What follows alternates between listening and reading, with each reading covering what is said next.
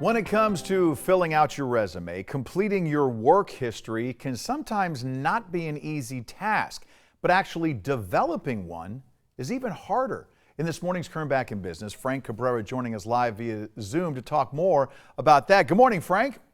Good morning. All right, let's go ahead and start off about work history. When you're sitting there going out for those job things, where is work history when it comes to the importance when you're going into that interview?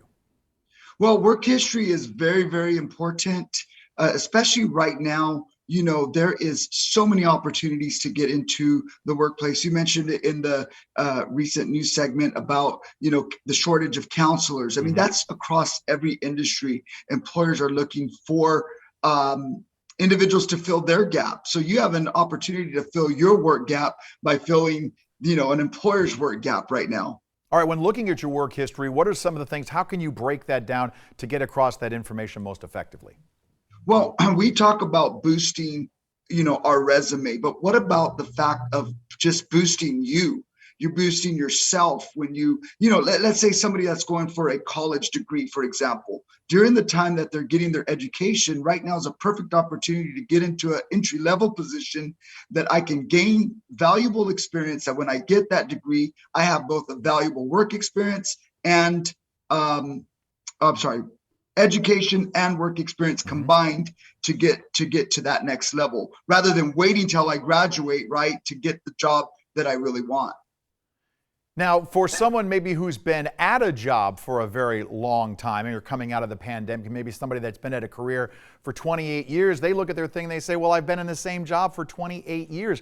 What can they do to still try to modify and make that work history a little more impressive? Right. So, actually, I deal with a lot of job seekers, and they, are in a situation where they try to explain away a gap situation.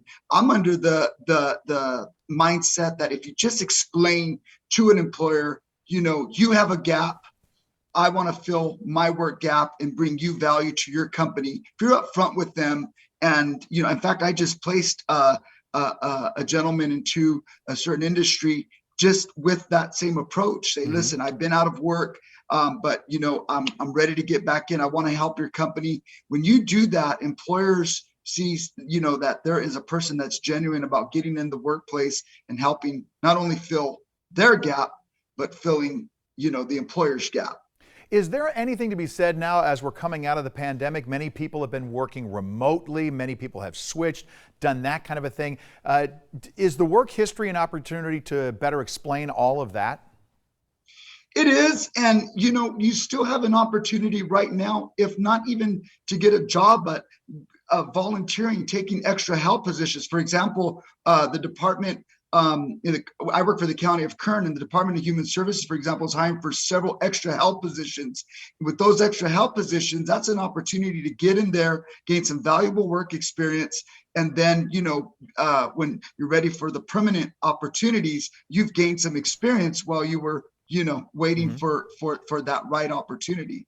All right, very good. Frank Cabrera with JobFest Kern County. Appreciate your insight this morning. Thank you. Thank you.